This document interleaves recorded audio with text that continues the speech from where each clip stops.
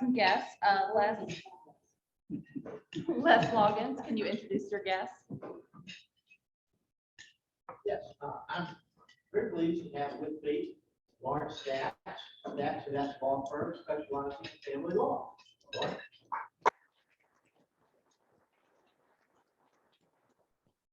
Robert Harris. I have my law partner, Rob Culpepper, who is a University of Florida graduate, who played baseball there, and we're trying to stock the office with athletes to sort of make up for the shortfall.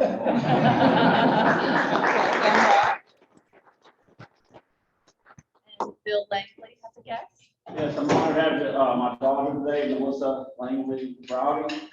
She's the community relationship political director for the Fair Team. Are there any other guests? Oh, I was Yes, going to introduce it. Matus, welcome back. Thank you very much. All right, do we have music? We don't have music, and I still have not bought a pitch pipe. So let me start out by, we here in Rotary welcome you today. So glad you came along, glad you came our way. Our hand of fellowship is yours, in sunshine or in rain. We here in Rotary say welcome, come again.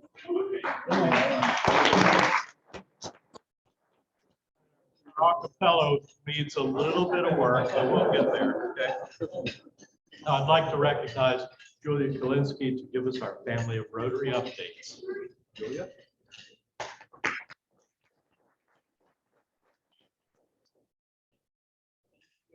We have a couple of birthdays, one today, Dean Scott. Happy birthday. Also, Lenny Curry is today as well. And past president E4 is July 27th. And our anniversaries are Rick Morales on 7/31 is celebrating 32 years. Happy birthday.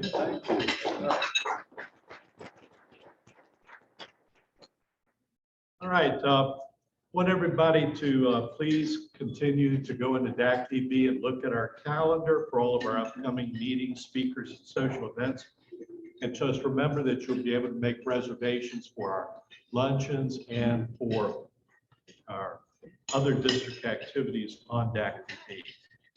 As an early reminder, there will not be a regular monthly luncheon on August 9th, but we will be having our initial social event that evening back at Blue Bamboo. Those of you who were there last year, it's a great time, great food, great adult beverages for everyone. I also want to remind all our board members that there'll be a board meeting shortly after the conclusion of today's meeting. I'm known for running meetings pretty quickly, so please stay and participate if you're on the board. I'd like to recognize again our friends from the Galactic Club, Wayne McLean, Danny Martinez, and Robert Mills. Gentlemen, if you all want to come up, I think you have a little presentation.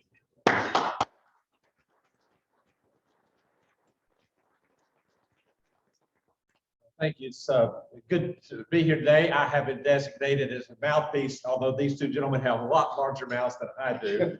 But we are delighted to be here to be a part of this. We had the special opportunity to have Julia come and speak to our club about what life was like for her and her family in Ukraine. And it was a very moving experience. It is not very often in our club that you're able to hear a pin drop, but as Julia spoke that day, there was rapt attention by our members. And we were so moved that we had these two gentlemen make a commitment to the club to match what up to $500, what the club contributed. And so we are honored today to ask Julia to come forward. We have a check from our Rotary Club for the Rotary Peace Initiative for $2,345 that we're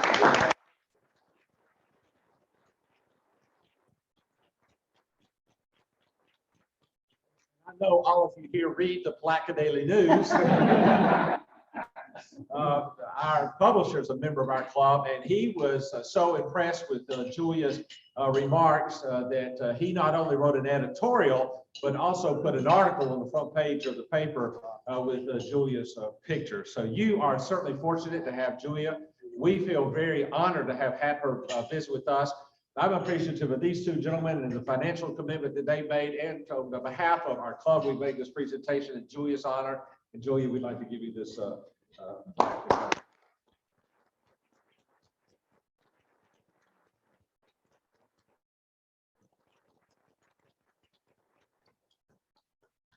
Good on in. President Charlie, you want to get in there?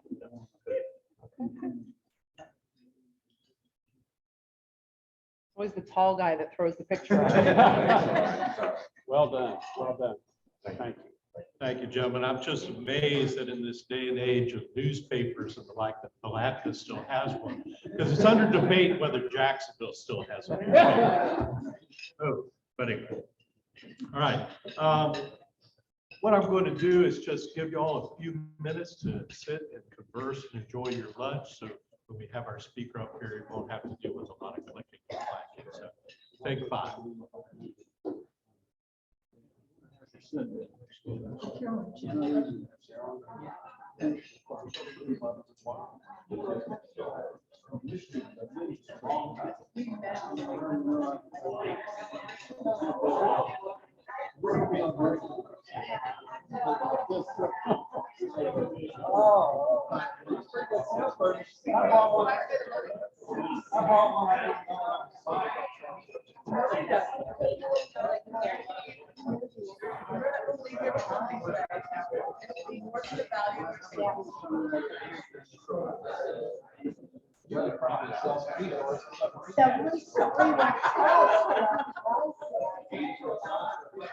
I'll bet it's that.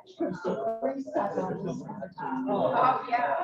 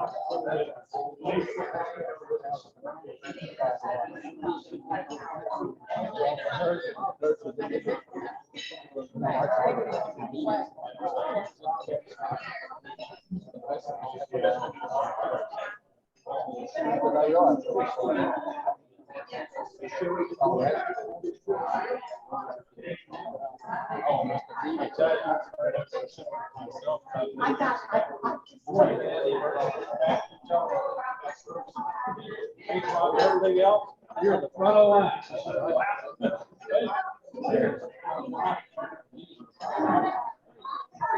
Last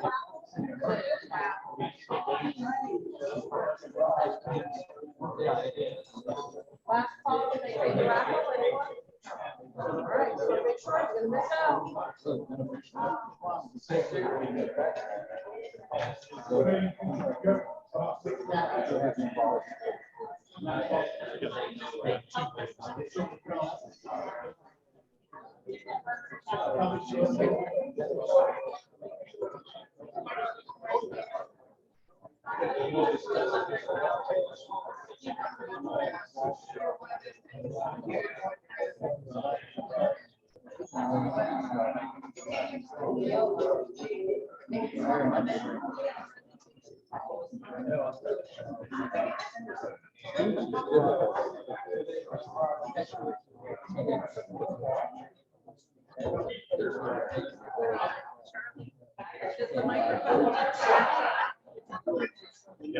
Yeah, it'll disconnect the trees. This is.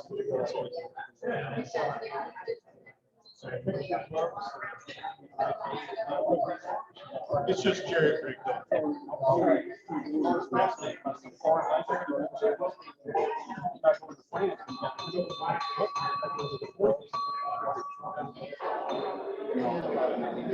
All right, everyone.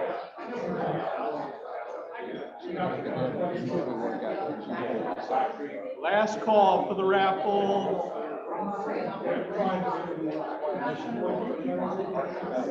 Lisa Marie, you ready? All righty. Since Harlan's still halfway through his pod, I'm going to call upon Lisa Marie for our raffle. New format. All right, so everybody's been asking me what are we doing, and they've also been commenting how much the price has gone up. You know, 9.1% inflation this month, right? So we got to account for that. So this year, trying to do something a little bit different each week. So we're starting off. I can guarantee there will be a winner that will walk out the door. I can guarantee that your prize will be more than what you paid for your tickets, because nobody paid $100, so we're good. We're good there, at least this time. And I can guarantee that it's not rigged. How about that? Okay. So what I'm going to do is ask our speaker, so it's complete neutrality, to pull the winning ticket while I get the prize. I will look. Shall I read it? Yes, please read the number out. 556865. Right here, mark it.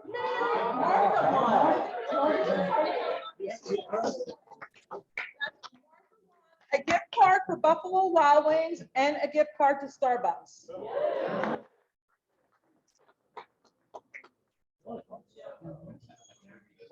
Thank you. I will make sure she gets it.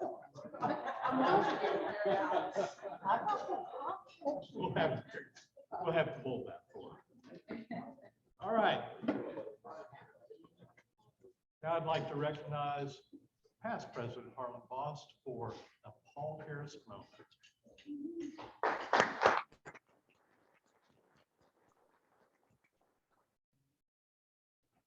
Thank you, President Charlie. So this is once again story time with Bill. That would be Bill Trayer, who unfortunately is not with us again. He is deep in the archives of the Paul Harris files. He sent this by Pony Express. So the readings come out of a biography called Paul Harris and the Birth of Rotary by Fred A. Carbon. So in our last episode last week of Paul's remarkable life, our hero has finally migrated back to Jacksonville and finds himself back on the payroll of George Clark.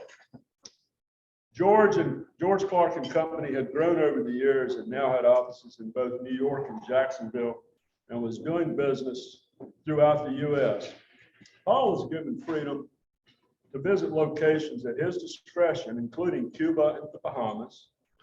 While in Jacksonville, Paul and George Clark became good friends, which would have a profound impact on their future. Paul never lost the urge to travel, and George accommodated him by allowing him to travel as a representative of the company to Europe, and during the next 8 months, often moving about at his own expense, Paul called on stone companies throughout Europe and Great Britain, where he met Reverend Frank Watts, an early key member when the London Club was formed.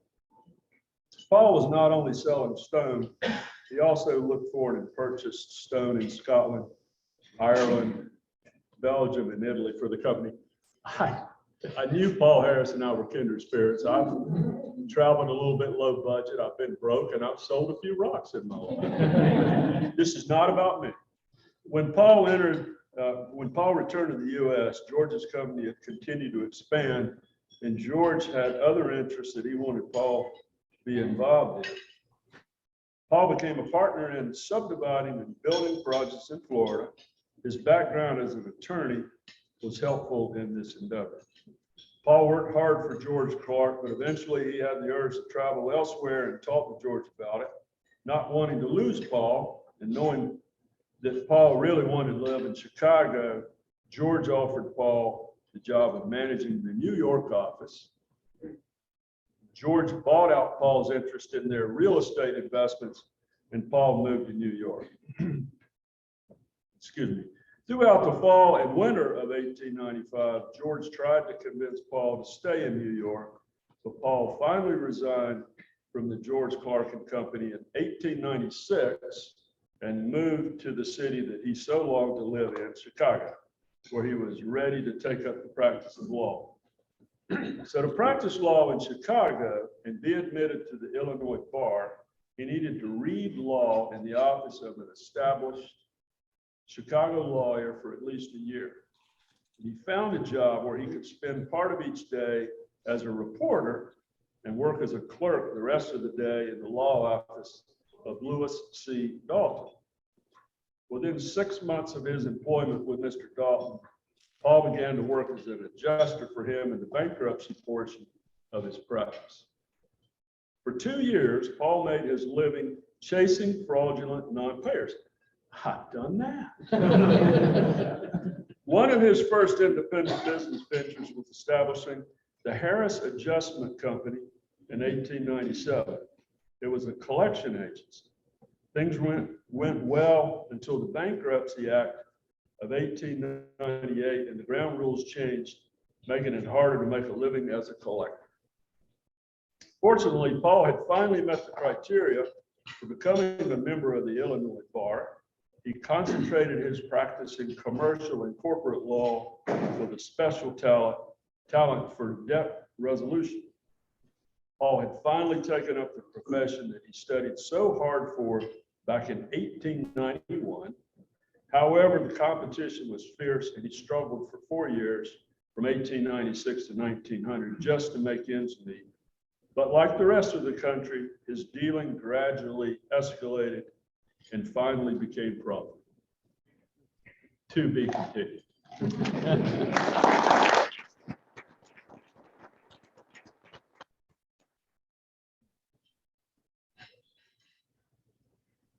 Thank you, Harlan. I want to remind everyone of the next Rotary Leadership Institute down in Palm Coast at Daytona State College on August 6th.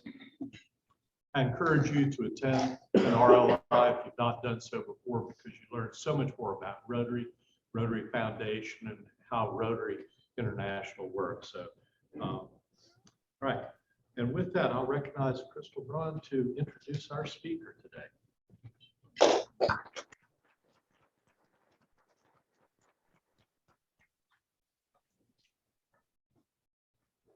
See.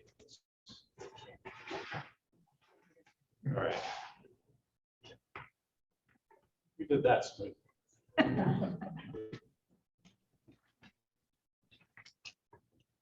So, the speaker committee, which is Les, and a whole bunch of us, have started a series on the history of Jacksonville. So today, our first speaker will be Alan Bliss, who is the Chief Executive Officer for the Jacksonville Historical Society. He's been in that position since January of 2018. Prior to taking that position, he taught history at the University of North Florida here in Jacksonville. And he taught courses in urban history, maritime history, the Great Depression, the New Deal, civil rights, and all of that was with an emphasis on Jacksonville. Alan holds a bachelor's degree, a master's degree, and a PhD in history, all he obtained from the University of Florida. He has many accomplishments which were included in the gear, so you can read those, but I'm going to highlight what I thought was interesting. So in 2015, he co-authored a 50-year history of Jacksonville's Pasco Company. He also, this is an interest as fellow Rotarians, Bliss served as the on the board of directors of Fonco USA, which is a microfinance organization directed at assistance for Haiti's rural ultra poor. He is also an experienced offshore sailor and continues to enjoy boating on the St. Johns River and surrounding waters. He also is the head of the bicentennial that we've been celebrating this year. And I don't know how many of you may have attended the weekend in June where there was a concert, a street festival, an art show at the library. There were all kinds of events that ended in a wonderful fireworks show and a concert. But Alan tells me that there are still ongoing festivities throughout the year with different organizations. So hopefully, in addition to giving us the history of Jacksonville in 30 minutes, he's going to give us an update on the bicentennial as well. So please welcome Alan Bliss.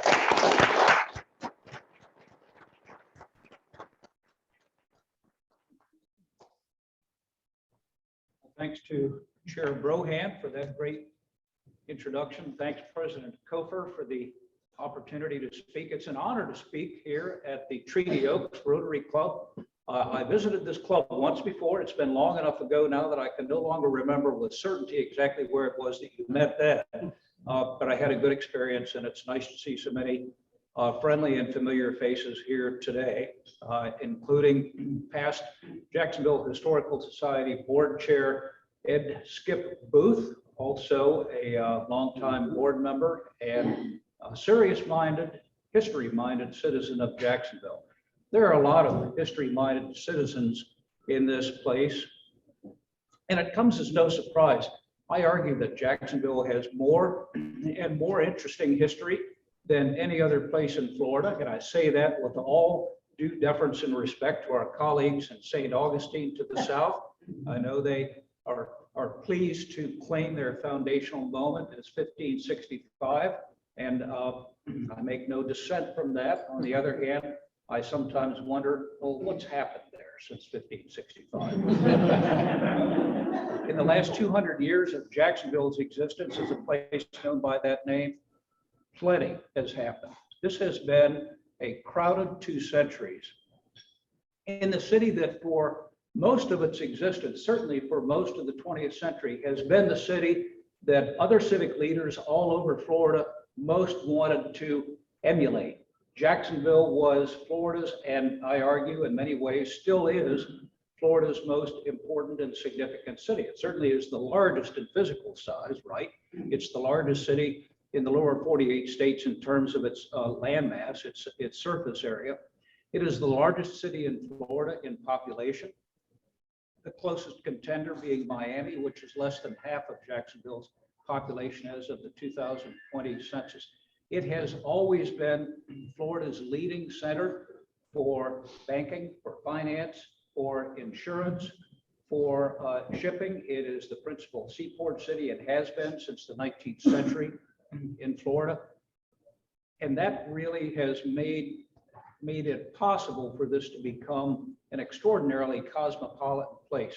Yes, Miami identifies itself as the gateway to the Bahamas, the Caribbean, and South and Central America. But Jacksonville has been a gateway city for people from all over the world, for in-migration from the rest of the United States, the Americas, and Europe. And it's one of the things that makes this such a complicated city to consider and to try to explain and understand. 2 years ago, in June of 2020, the news broke that the Republican National Convention planned to hold its meeting for 2020 here in Jacksonville. And my phone and email at the Historical Society lit up with calls from the media all over the United States and internationally wanting somebody to explain Jacksonville to them. In many cases, I got the impression they first wanted to know, where is Jacksonville? So I talked to a lot of reporters, and some of them seemed genuinely interested in hearing what I had to say, but you know, journalists are on a deadline. They have to file a story, whether they have a story or not.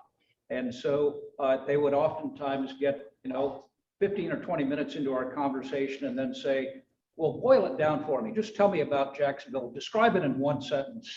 I said, man, you are asking the wrong guy. I'm a historian. I said, my job is to complicate your life, not to simplify your life. But even if that weren't true, this really is a complicated place. The stories of its people and their background comes from all over the United States and all over the world. And the fact that it is a seaport city helps explain that. The fact that it is a Navy town helps explain that, does it not? If you walk up to 12 people in Jacksonville, pick them at random, I don't care where you find them, ask them how they came to be in Jacksonville, and I'd be willing to bet that at least 4 out of those 12 will mention the word Navy somewhere in their explanation of how they came to be here. The political economy of Jacksonville stands about 30% on the United States Navy and the associated impact of the community of civilian employees, workers, transient personnel, and retirees who came to Jacksonville at some point during their military service, spent enough time here to realize that it is at just about the ideal latitude and longitude, climatologically. It is a place that is suffused with natural beauty. It has a great, vibrant music scene. It has culture. It has complexity. It has terrible problems, right? But every city does. That's one of the things that makes cities so interesting. It's one of the things that makes Jacksonville so interesting. It's one of the reasons why we felt that it mattered to memorialize and share stories of Jacksonville's past at its bicentennial moment. An anniversary like a bicentennial, for one thing, it only comes around once. You only get one crack at a bicentennial, and we deserved ours. It's not just a moment, though, for looking back over our shoulders at the preceding 200 years of Jacksonville's history. It's about realizing that we occupy the space, the places, the legacy of experiences and people that came before us. It is a moment to remember that we are the stewards of this city in the present moment. And when you think about that inheritance and that legacy, it reminds us that we have a citizenship duty in the present moment to be good stewards and be faithful stewards and custodians of the city that generations who come after us will inherit. In other words, a bicentennial is not just about looking back, it's about looking forward and thinking about what you'd like to see this city become in the next 100 years or 200 years. And you can't deny that this city has extraordinary promise. Some people complain that they are tired of hearing Jacksonville described in terms of a place that has potential. Well, it does, it always has, it still does, and it will continue to do that. And I think that I feel lucky to be here at a moment when we really do have a chance to see this city ascend to the next level, to fulfill its promise, to become an even more sophisticated, even more beautiful, even more interesting place that does even more and better work to solve its problems. We will always have those complexities. That's what happens when you have a significant number of human beings living within reasonably close proximity to each other. But Jacksonville is a pretty good place to have that human experience. So that's partly why I feel lucky to be here. We measured Jacksonville's foundational moment from June 15th, 1822. That was the date on which several dozen local residents of this lower St. Johns River Valley signed a petition to the then Secretary of State, John Quincy Adams, asking him to designate this place as a customs port of entry. And they identified this place by the name Jacksonville. And that's the first time we have any record of anyone calling this place by that name. Why Jacksonville? It's worth noting that until the year before, until 1821, Florida, the territory, and Jacksonville had been part of Spain. And the people who signed that petition to John Quincy Adams were, for the most part, recently citizens of Spain, not of the United States. And even in 1822, they really were citizens of a territory, not one of the states of the United States. So it makes sense that they thought of themselves as new citizens, maybe people who may have been considered somewhat questionable in their credentials and their claim to citizenship.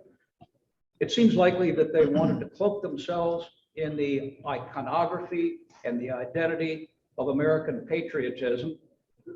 And one of the great patriots, one of the most well-known figures of the time, was Andrew Jackson. He had not yet become president of the United States. That wouldn't happen for another several years. But he had distinguished himself in combat at the Battle of New Orleans, leading the American troops against the British in a victory in 1815. The battle was meaningless. The war had been over for 3 weeks by the time it was fought. The word just didn't get to New Orleans in time. Communications were a bit slower then than they are now. But nevertheless, it was a great victory. He distinguished himself. And it seemed clear to a lot of his contemporaries that he was destined for great things. John Quincy Adams himself and others frankly expected that he would indeed run for president someday.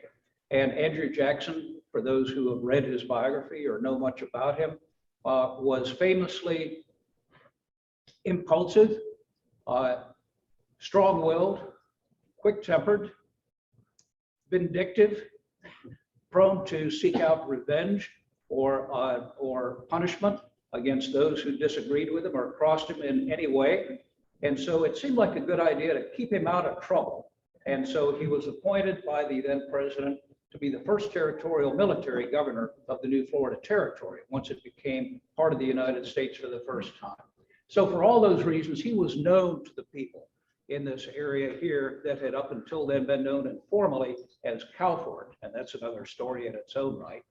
But there's no evidence that anybody here in the Calford area ever met Andrew Jackson. There's no evidence to suggest that they had any particular fondness or personal acquaintance with him. There's no evidence that he ever actually visited the city that bears his name.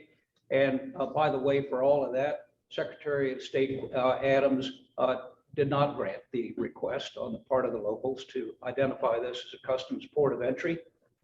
We don't know why. Can't find the letter. If there was a letter that he wrote, he may not have responded. My favorite theory is that he read the petition, called for a map of the new Florida territory to be brought in, studied it under a magnifying glass maybe, couldn't find any place called Jacksonville, and said, I don't think they're ready for a customs port of entry there. But nevertheless, the name caught hold from that point on. And at 200 years old, that is a story that sort of marks the beginning of a drumbeat of events. We compiled a 12-page timeline of events in Jacksonville history in anticipation of the mid-year moment, the bicentennial commemoration. And we keep adding to that list. And so I'm just going to read the 12 pages to you here now. Does that sound fun? There are a couple of moments that I think bear singling out. Jacksonville's experience of the Civil War is one. This city is unlike almost any other major city in the states of the former Confederacy. Yes, Florida seceded from the United States, along with the rest of the states of the Confederacy. Yes, its territory, its state legislature advocated for the perpetuation of slavery, the enforced enslavement of human beings, particularly people of color. Yes, the state legislature appointed a militia, and Florida participated in the war against the United States government. Wasn't that simple in Jacksonville? I've already mentioned this was a complicated place. It did commerce internationally. The voters of Jacksonville in the 1860 election did not support strongly the secessionist candidates for election to the Florida legislature. And Jacksonville, during the years of the Civil War, actually spent much of the Civil War as a Union Army garrison town. And the Union troops who were billeted here found Jacksonville to be a relatively hospitable place with plenty of citizens who, at least surreptitiously or quietly, welcomed the Union Army presence. The economy of the city remained stable. It served as a river port terminal for the Union military vessels that sought to maintain control of the St. Johns River.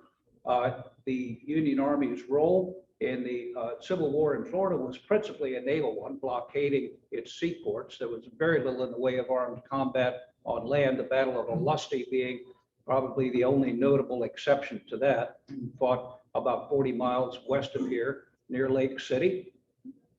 The Union Army troops that participated in that battle marched west from their fortresses here in Jacksonville, and after being defeated by the Confederate forces, returned to Jacksonville and continued to maintain their occupation here. The occupation was broken at a few points during the Civil War, but my point in saying all of this is that Jacksonville did not have a conventional role in the Civil War conflict, and that differentiates it from its peer cities in the South, places like Savannah and Atlanta and Mobile and Birmingham and Charleston, where the Civil War actually rang with combat. The railroad came to Jacksonville in the 1880s that transformed this place into part of a network of commerce, overland commerce, as well as a seaport city. And that expanded the value of its seaborne and its riverborne commerce. In 1901, the city, at least the urban downtown core, burned to the ground as the result of what came to be known as Jacksonville's Great Fire. One of the, and perhaps arguably the most important event, single event in the city's history, not because of the destruction, which was considerable, but because of what happened afterwards.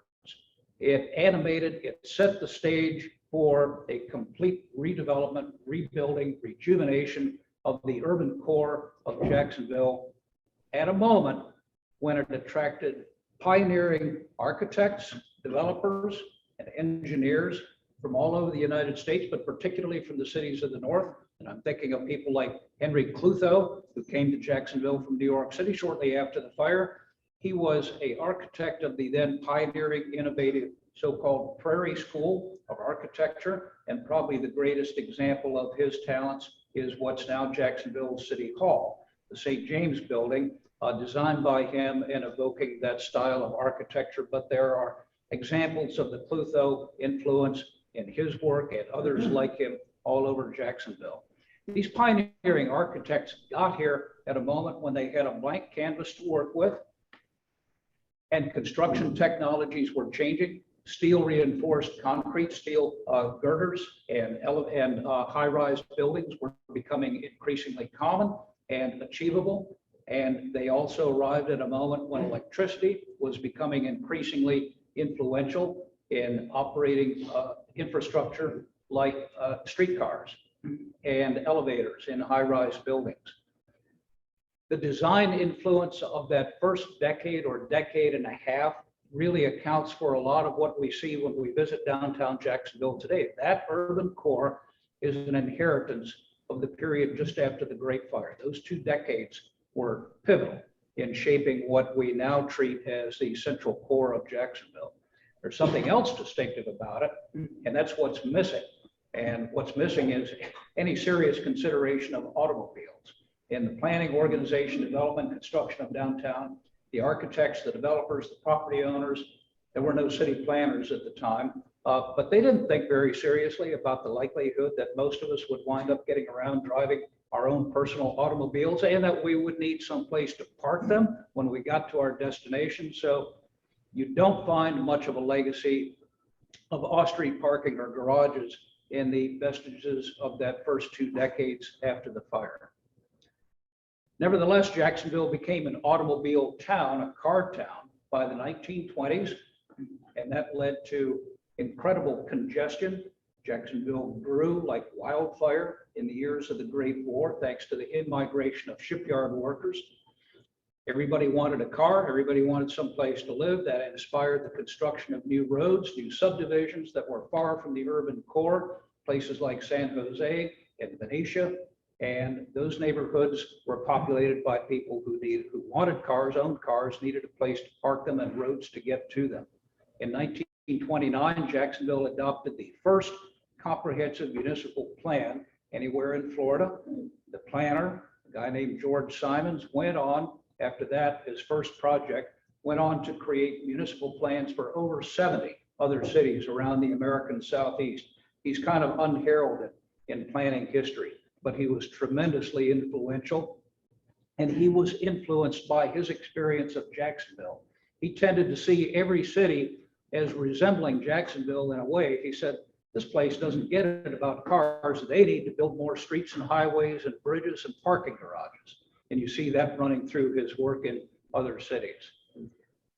World War II significantly reinvented Jacksonville. It animated the President Franklin Roosevelt administration to persuade Congress to build a major naval installation at Mayport at the mouth of the St. Johns River, and also to construct what we now call Naval Air Station Jacksonville.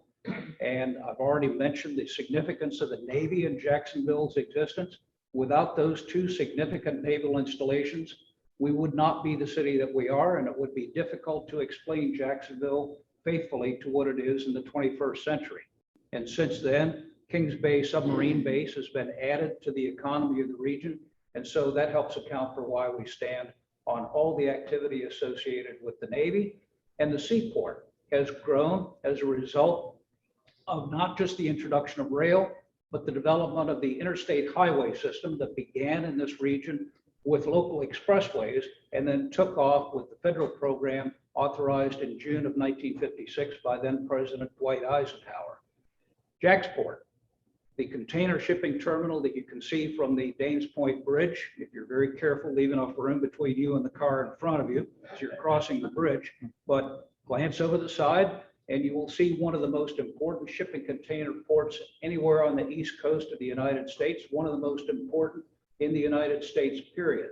It would not exist where it does without the river, and particularly without the river being deepened to the point that it can accommodate deep draft ships, but it also couldn't exist where it does if it were not at the confluence of 2 major interstate highways. Go look at any seaport that you can find on a map of the United States, and I defy you to find one that does not exist where there are 2 interstate highways that connect, as I-10 and I-95 do here. It means that a shipping container can be picked off of a ship that just docked on its way from Shanghai, and within a few hours, that container can be on its way to a warehouse in Lake City or Valdosta or points to the west or south.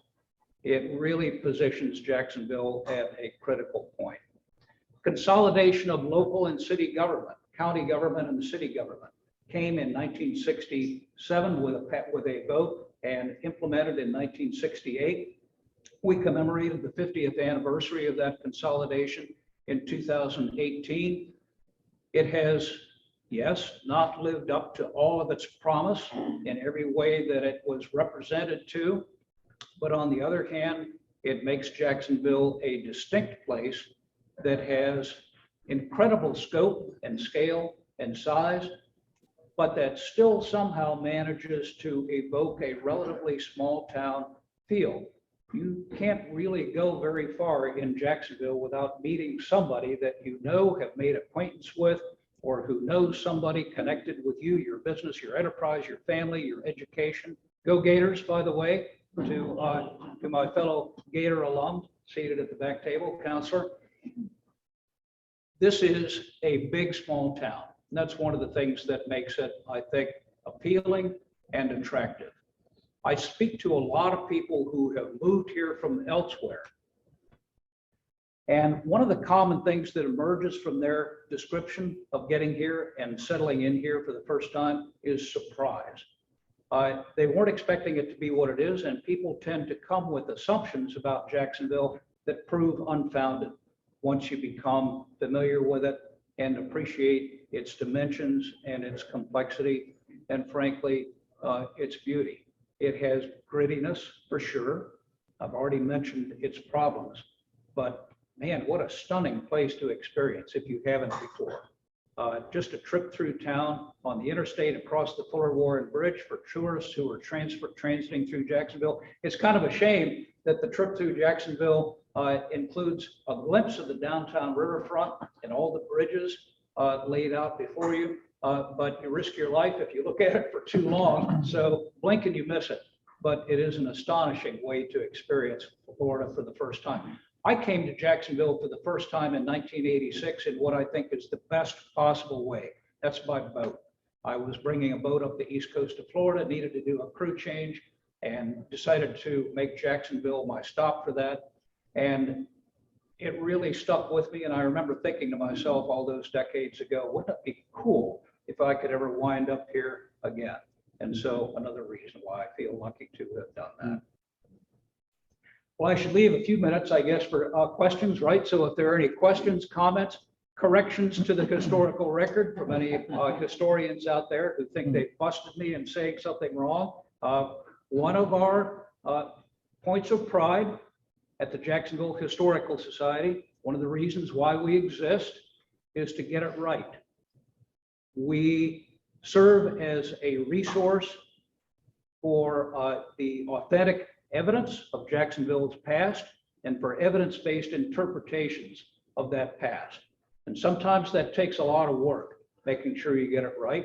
And we do the best we can with it. Every professional historian does. But often enough, we discover new information that causes us to revise our understanding of what the past means and its interpretation. That's what history is, by the way. The past is what happened. History is how we unpack and understand and explain that past. And that's why history is always changing. Sir, I saw a hand back there. I've got about 5 or 6 questions. I'll try to limit it to just one. That is the Maple Leaf. I'm familiar with the history of the status of the Maple Leaf Mountain.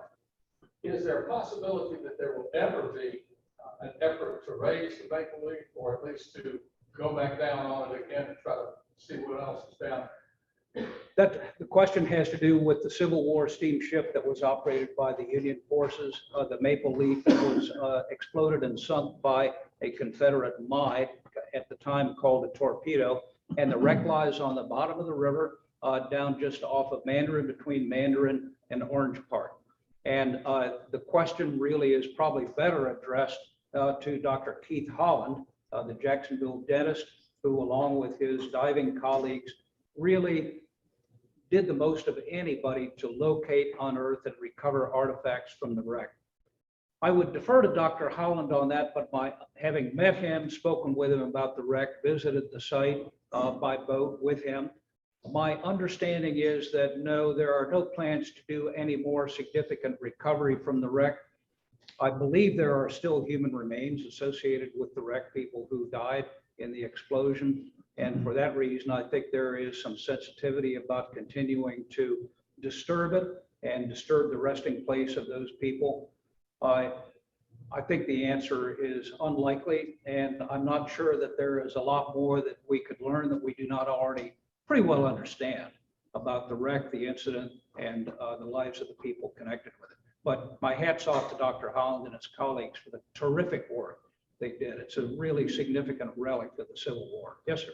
Please give us a little background on the Historical Society itself and what its plans are for the future and how you become a member or what kinds of meetings and speakers you have, but how we would engage with the society if you wanted to. What a great half dozen questions. So there's a great opportunity, a segue for me to say that we depend on the engagement, the participation, and the support of members and donors. And I argue, you might not be surprised by this, that everyone in Jacksonville should be a member of the Jacksonville Historical Society. How many here are members? Thank you very much for being a member. And for those of you who are not yet members, we can remedy that promptly if you will visit www.jaxhistory.org, JAXHISTORY.org. We have memberships available at a number of different levels. We welcome everybody at any level of support that feels comfortable to you. And I promise that we will make responsible and efficient use of your dollars and also your engagement as a volunteer, as a participant in our educational programming, in our special events. We have a research library that is devoted exclusively to Jacksonville history.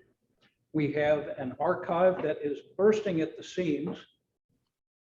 Artifacts, documents, images, maps, photos accumulated over the 93 years of our existence since we were founded here in 1929, when the Florida Times-Union had to vacate its longtime headquarters on Riverside Avenue. The managing editor, Mary Kelly Palka, called me and said, "I've known this day was coming, and now it's here.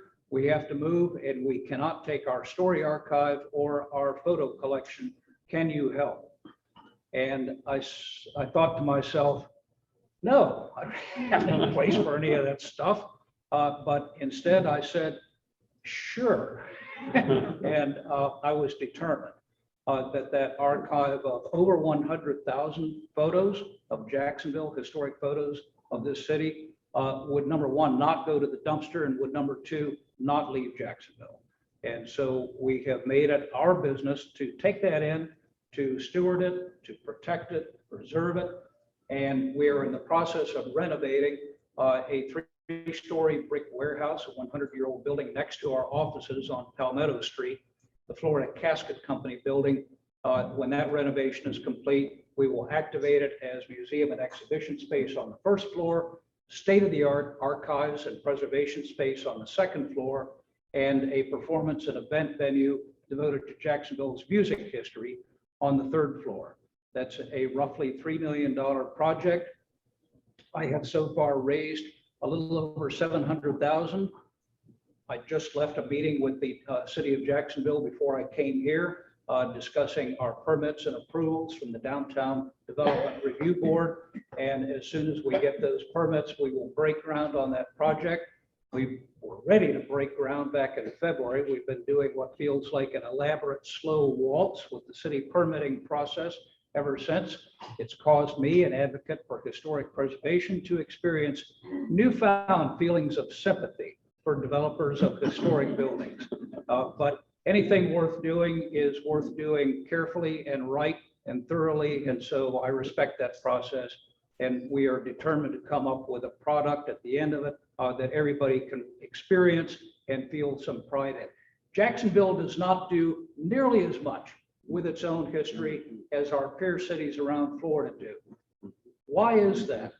The reason is a fascinating conversation, and I have that with many people, but no matter what your explanation or reason for it, the Jacksonville Historical Society is determined to do better and to make our history as important in our self-understanding and our understanding of this place's identity as it is in so many other places.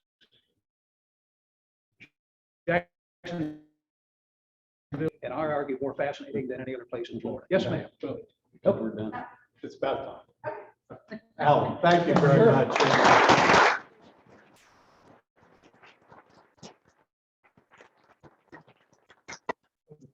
Thank you very much. And this is a little presentation. It's probably put it with all your other revenue. done this before. First time. Yeah. Really? Not my first rodeo. Thanks very Well, much. if you could stay around, I know there's a lot of other folks who'd love to talk with you about some stuff. Really good.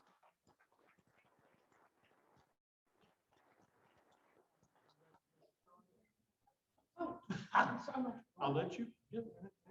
Oh. Yeah, we're still looking for the support for this thing. Gotta call on All right. tall people. Couple reminders. Please join us next week when our speaker will be Michael Ray Fitzgerald to talk about how Jacksonville is the root of Southern rock. Should be very fascinating. Again, a reminder about today's board meeting, and welcome back, Matus. We probably ought to have you do it this year. I'll do it. That's it right there. Yeah, all right. And if you will, I'm good, I got it. if you will stand and join me in the four-way test. Gotta step on it. All right. All right. Our four-way test. The four-way test of the things we think, say, or do. First, Is it true? Second, Is it fair to all concerned? third, Will it build goodwill and better friendships? fourth, Will it be beneficial to all concerned?